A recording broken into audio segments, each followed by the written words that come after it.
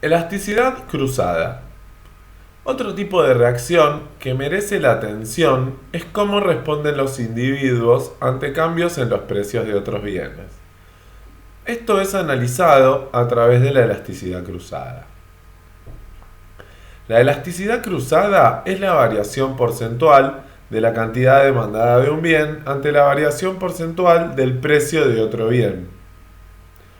Dado dos bienes cualesquiera X y Z, se define como elasticidad XZ igual a delta QX sobre QX dividido delta PZ sobre PZ. El valor que toma esta elasticidad permite clasificar a los bienes. Si es positiva, implica que la variación en la cantidad del bien X y la variación del precio del bien Z fueron en el mismo sentido. Si aumentó, disminuyó, el precio del bien Z, carne vacuna, también aumentó o disminuyó la demanda del bien X, carne de pollo. En este caso se dice que los bienes son bienes sustitutos. Realizando el mismo razonamiento, si la elasticidad cruzada fuera negativa, implica que las variaciones han ido en sentido contrario. Por ejemplo, si aumenta el precio de la nafta, se reduce la cantidad demandada de autos. Estos son bienes complementarios. Dos bienes cualesquiera, X y Z, son sustitutos si la elasticidad cruzada es positiva y son complementarios si la elasticidad cruzada es negativa. Elasticidad de ingreso. Por último, analizaremos la respuesta de los individuos ante cambios en el ingreso. La elasticidad de ingreso es la variación porcentual de la cantidad demandada de un bien respecto a la variación porcentual del ingreso. Algebraicamente la expresamos como elasticidad de ingreso igual a delta Q sobre Q dividido delta I sobre I. En este caso, también surge una clasificación de los bienes según la magnitud de la elasticidad de ingreso. En general, los bienes tienen una elasticidad de ingreso positiva, ya que al aumentar el ingreso, aumenta la demanda. Si la elasticidad de ingreso es positiva, se dice que son bienes normales. Si la elasticidad de ingreso es menor que 1, se dice que son bienes necesarios. Si es mayor que 1, se dice que son bienes de lujo o suntuarios. El ser menor que 1 implica que el numerador, la variación de la cantidad, es menor que el denominador, la variación del ingreso. Por ejemplo, si aumenta el ingreso, la demanda por alimentos aumenta, pero en una proporción menor. Sin embargo, si es mayor que 1, significa que si aumenta el ingreso, la demanda por el bien aumenta en una proporción mayor. Es el caso de las joyas, las comidas en restaurantes, etc. Un caso especial son los bienes que presentan elasticidad de ingreso negativa. Si la elasticidad de ingreso es negativa, se dice que son bienes inferiores. Pensemos, por ejemplo, en el caso de los fideos o la polenta. A medida que aumentan el ingreso de los individuos, reduce el consumo de hidratos de carbono y aumenta la ingesta de proteínas, como la carne. Dado esto, los fideos y la polenta son bienes inferiores, porque al aumentar el ingreso se reduce su consumo. Los bienes ambientales, ¿constituyen un bien de lujo? Existe la controversia sobre si los bienes ambientales son bienes de lujo. La idea preponderante parece ser que la mejor calidad ambiental es principalmente demandada por los más privilegiados de la sociedad. Sin embargo, la evidencia empírica no parece validar dicha hipótesis.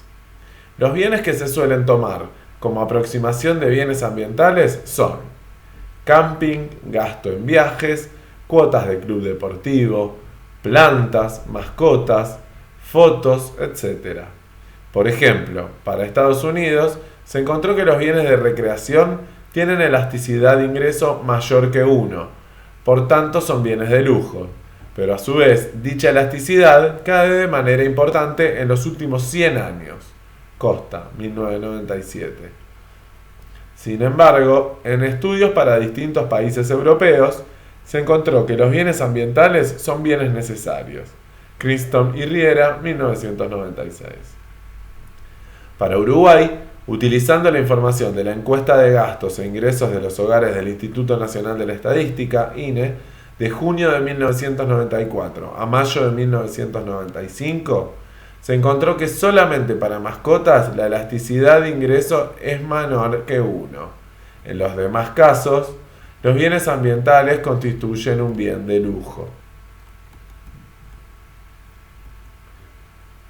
Conceptos claves: curva de indiferencia, mapa de curvas de indiferencia, relación marginal de sustitución, restricción presupuestaria, óptimo del consumidor, ley de la demanda, demanda del mercado, cambios de la demanda, cambios en la cantidad demandada, elasticidad precio de la demanda, demanda elástica, demanda inelástica, demanda unitaria, demanda perfectamente elástica, demanda perfectamente inelástica, gasto total, elasticidad cruzada, bienes complementarios, bienes sustitutos, elasticidad de ingreso, bienes normales, bienes necesarios, bienes de lujo, bienes inferiores.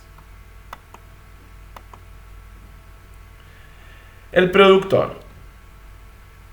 La producción. Usualmente se supone que los productores buscan maximizar los beneficios económicos, definidos como ingresos menos costos económicos. No todas las empresas cumplen con esta definición. Pensemos, por ejemplo, en el caso de una sociedad anónima que está en manos de un gerente. Este puede querer maximizar su tiempo en la empresa más que los beneficios de la misma, y por lo tanto tener una conducta muy conservadora. O, por el contrario, querer maximizar su sueldo y, dado que, en general, las empresas grandes pagan mayores sueldos, los gerentes pueden querer agrandar las empresas reinvirtiendo las utilidades de los accionistas. Por otro lado, también existen empresas sin fines de lucro o empresas públicas que pueden tener otros objetivos. La empresa que analizaremos utiliza distintos factores productivos, como por ejemplo, trabajo, calificado o no calificado, capital, máquinas, equipos y edificios, recursos naturales, tierra, materia prima, etc., los cuales son combinados para producir determinado bien o servicio. Existen diferentes formas de combinar los factores productivos, esto es, existen diferentes métodos de producción. La empresa usará el método más eficiente técnica y económicamente. Un método de producción es técnicamente eficiente si la producción que se obtiene es la máxima posible, dados los factores productivos utilizados. Supongamos un sencillo ejemplo, donde para producir 500 toneladas de arroz se utilizan trabajadores, tractores y hectáreas de tierra, tomando como dado las semillas, fertilizantes, etc. En el cuadro 3.1 se observa que el método A utiliza menos de todos los factores que el método B, pero utiliza más trabajadores y menos tractores que el método C. Por lo tanto, el método A y C son técnicamente eficientes. ¿Cuál utiliza el productor? Aquel que sea económicamente eficiente. Un método de producción es económicamente eficiente si es el de mínimo costo, dado los precios de los factores productivos utilizados. En el cuadro 3.2 presentamos los costos para los distintos factores productivos, calculados como el precio de cada factor multiplicado por la cantidad utilizada del mismo. Como observamos en el método A, resulta más caro que el C, por lo tanto es económicamente ineficiente. Por lo tanto, el productor toma en primera instancia una decisión técnica y luego selecciona el método de producción técnicamente eficiente que tiene el menor costo. Sin embargo, que el productor pueda cambiar de un método de producción a otro depende del tiempo que tenga la empresa para responder a los cambios tecnológicos o a las condiciones del mercado. Por tal motivo, es importante distinguir entre el corto y el largo plazo. El corto plazo es aquel periodo de tiempo durante el cual el productor no puede variar al menos uno de los factores productivos utilizados. El largo plazo es cuando puede alterar todos los factores utilizados en el proceso productivo.